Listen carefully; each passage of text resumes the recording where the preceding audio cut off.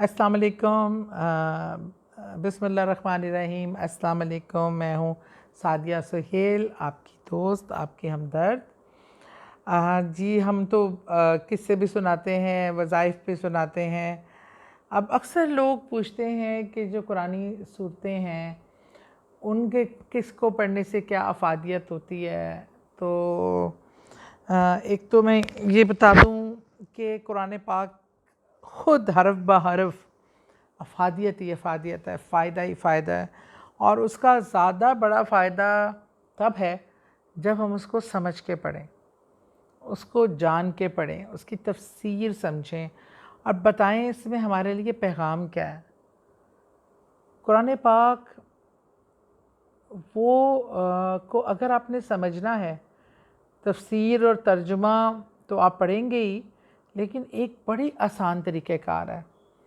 कुरान पाक को अगर आपने प्रैक्टिकल लाइफ में देखना है कि उस पर इम्प्लीमेंटेशन कैसे हो सके, तो उसका बेस्ट और आसान तरीन तरीका है समझने का रसूल करीम सल्लल्लाहु अलैहि वसल्लम की अस्माए हुस्ना।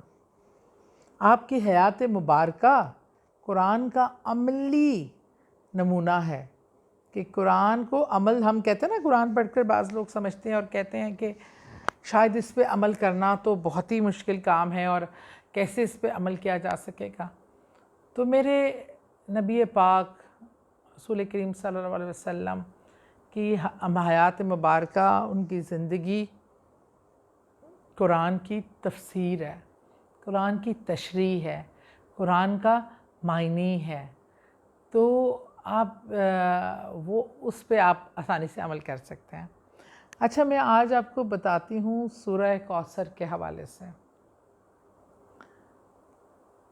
बहुत ही खूबसूरत ये सूरत है, इसकी जितनी तारीफ़ किया जाए। अच्छा, कम लोगों को शायद पता हो क्योंकि मैंने कभी इतना सुना नहीं लोगों से, लेकिन अगर नज़र लगती है ना, नज़र से बचाना हो ख़ुद को, बच्चों को, किसी भी चीज़ को, तो सूरह कौसर पढ़ के दम कर दीजिए। नज़र का तोड़ बेहतरीन है ये। और मैंने ऐसे भी देखा है, और जो कौसर पिलाने वाले के चाहने वाले हैं, जो उस ख़ातमुन नबीयीन के आशिक़ हैं, जो आशिक़ रसूल हैं, जो खुशकिस्मत लोग हैं, जो इश्क़ करते हैं, हकीकी इश्क़, और उनके सम्राट, उसका मैं एक वाक़या आपसे ज़रूर शेयर करना चाहूँगी। मेरी सास बहुत ही अल्लाह की नेक और बरगुज़ीदा ख़ातून थी। माशाल्लाह 13 हज किए हुए थे उन्होंने, अपने शौहर से बेइंतहा मोहब्बत करती थीं। और मेरे ससुर का एक्सीडेंटल डेथ हुई, बड़ी सडन, तो वो उनके लिए बहुत बड़ा शौक़ था। वैसे ही उनको इबादत से बड़ा शगफ़ था, बहुत मोहब्बत थी, लेकिन उन्हें उसके बाद तो उन्होंने अपनी ज़िंदगी जो है ना वक़्फ़ कर दी थी। या तो वो उनके लिए सवाब के लिए पढ़ाई बहुत ज़्यादा करती थी कुरान पाक ये। रमज़ान में ना वो इत्तिकाफ़ में बैठा करती थी। तो एक दफ़ा क्या हुआ कि हम 3 दिन से उनको खाना देने के लिए नॉक करते थे, मैं और मेरी नंद, ना कुछ देते थे, कुछ पता नहीं चल रहा था, वो कोई रिस्पॉन्ड नहीं कर रही थी और कमरा अंदर से लॉक था। ना वो ख़ास कुछ खा पी रहे। सहरी के लिए आई थिंक हम रखते थे कुछ चीज़ें, तो 1-2 खजूर और पानी का गिलास होता था, बाकी सब चीज़ें वापस आ जाती थी। अफ्तारी पे भी यही तरीक़ेकार था। तो हमें बड़ी परेशानी हो रही थी। और वो अच्छा, वो बिल्कुल गुफ्तगू नहीं करती थी, वो उनकी आवाज़ भी नहीं आप सुन सकते थे। वो चिट पे लिख कर कोई ज़रूरत हो तो वो कह देती थी, ना ही वो दरवाज़ा खोलती थी। मैंने उनको इतना स्ट्रिक्टली किसी को फॉलो करते हुए कभी नहीं देखा था जो मैंने उनको देखा था। तो एक दिन मैं और मेरी नंद घर में ही थे, तो जो उनके कमरे का दरवाज़ा जो कि लॉक था, उसमें इतना सा जैसे दरवाज़े के नीचे गैप होता है ना, पुराने घरों में थोड़ा ज़्यादा होता है उनका, वो हमारा आबाई पहले घर था, उसमें इतना गैप था। तो एकदम वहाँ से ना इतनी तेज़ रोशनी निकली है कि हमारी आंखें चुंधिया गईं। मैंने आवाज़ दी अपनी नंद को, भागी भागी आई, तो हम दोनों वहाँ खड़े हुए। वो रोशनी जब वहाँ से निकल रही तो हमारे रोंगटे खड़े, जैसे कहना गूस बम्स कहते हैं, लेकिन रोंगटे खड़े हो जाना, और हम दोनों के जिस्मों पे कपकपी होके छा गई। हमें समझ ऐसे लग रहा था किसी ने एकदम से सारी सर्च लाइटें और हाई वोल्ट के बल्ब जो है ना वो रोशन कर दिए हैं, और ऐसी रोशनी फ्लडेड रोशनी थी, और उसका कलर बड़ा अजीब था, दूध के रंग की रोशनी थी। और हम तो बहुत अब रहे कि ये क्या होगा। अब हमसे वो जो आखिरी के 2-3 दिन थे वो नहीं गुजर रहे थे कि ये क्या रोशनी थी, कौन सी रोशनी थी। हम उसके बाद पूछते रहे, दरवाज़ा खटकाते रहे, उनका कोई रिस्पॉन्ड नहीं आया हमें। बहरहाल हमने कहा ठीक है, तो बस उनका इतना जवाब आया सब ठीक है। जब उनका हो गया माशाल्लाह, वो निकल आई, इत्तिकाफ़ पूरा हो गया, ईद का चाँद नज़र आ गया, तो मैं तो उनके पीछे पड़ गई। मुझे बताएं उस दिन क्या हुआ, वो रोशनी क्या थी। पहले तो कहती कौन सी रोशनी, मैं बिल्कुल मेरी बात को ना इग्नोर कर रही। अच्छा, मैं वैसे वो बहू थी, उनका बड़ा रोब दबदबा था, कोई उनसे दूसरी बात नहीं करता था, बड़ी सब बहुएँ जो है ना डर के रहती थी, पर मैं थोड़ी सी मुँह चढ़ी जिसे कहते नहीं है, लाड प्यार में उनसे अपनी ज़िद मनवा लिया करती थी। तो मैं उनके पास बैठ गई, मैं कहा अम्मी जी, मैं अम्मी जी कहती थी, सब उनको अम्मी जी कहते थे। अम्मी जी मुझे बताएं ये क्या था, अम्मी जी मुझे बताएं, अम्मी जी कुछ था, क्योंकि जो सनसनाहट और दो मेरी नंद बाजी शबनम के और हमारी दोनों की कैफियत हुई है, ये कोई आम कोई बात थी, कोई ऐसी है वाक़या आपके साथ हुआ है जो गैर मामूली था। वो चुप रहीं, फिर उनके ना आंसू बहने लगे। तो मैं परेशान हो कि मैं क्यों रो रही है। तो कह रही थी कि 3 दिन ऐसे थे कि मैं सिर्फ़ दुरूद पाक और सूरह कौसर का विर्द कर रही थी।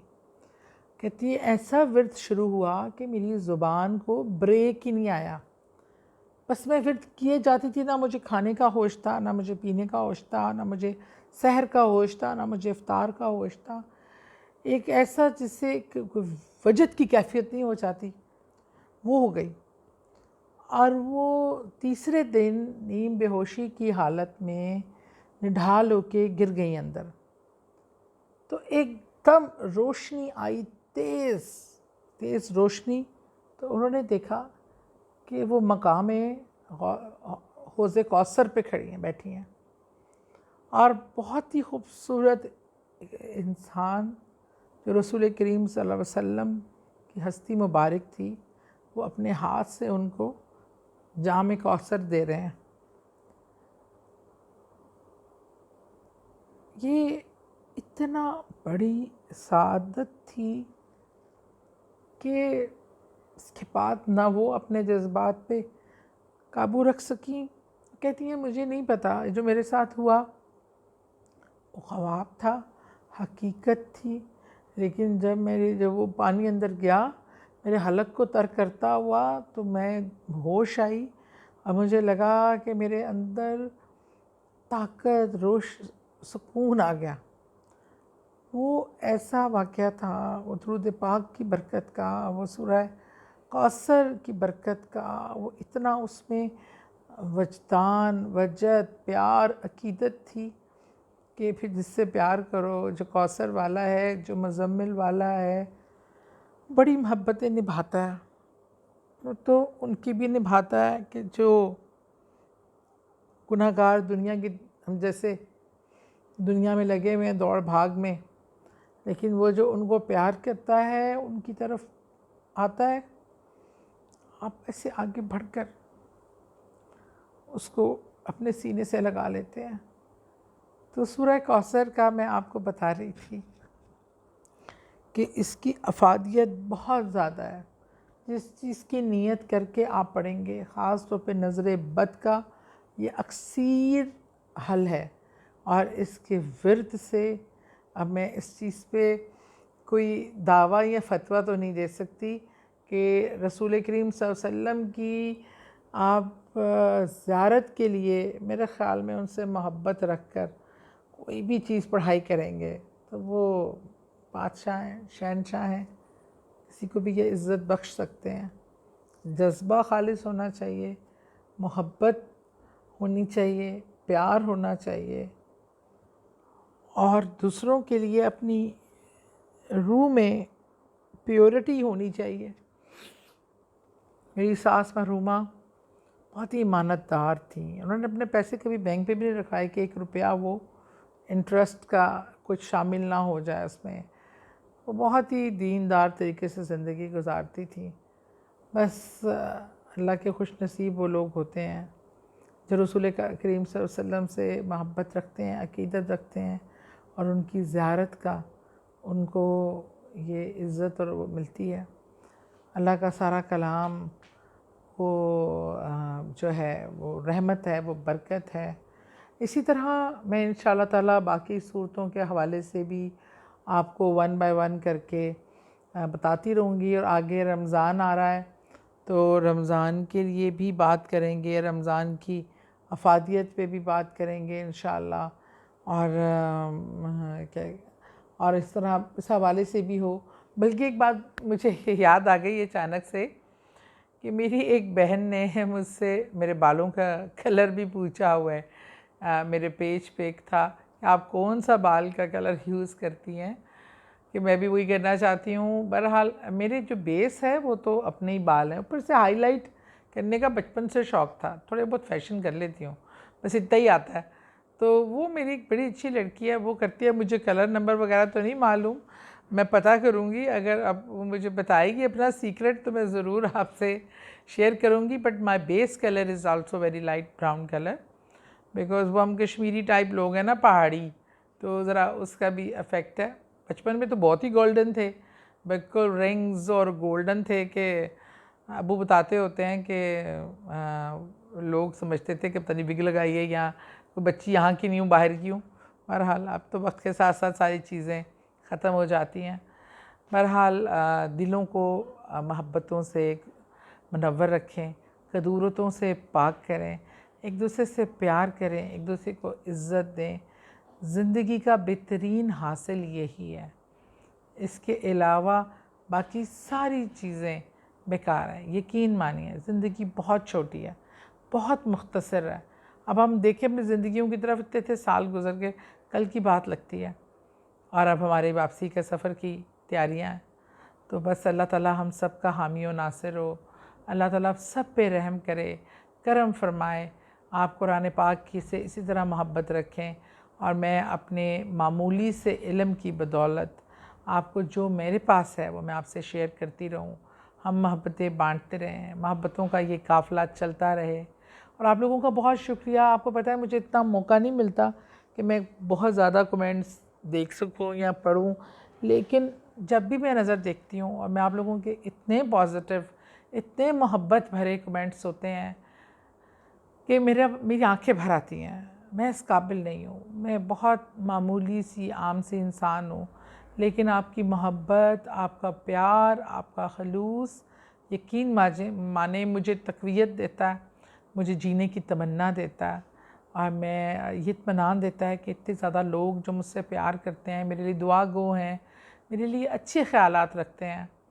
क्योंकि जब हम मरेंगे तो हमारी मैयत पे अल्लाह को तो पता है हमारे हर ऐब, लेकिन अल्लाह ताला अपने जो बंदे हैं उसके ऐब को जानते बावजूद जो 4 लोग वहाँ उसके हक़ में अच्छी गवाही दे रहे होते हैं, उसको कबूल फरमा के उसको बख्शिश का ज़रिया बनाते हैं। अल्लाह अपने बंदों से बहुत प्यार करता है, वो बहाने के बहाने उसको बख्श देना चाहता है।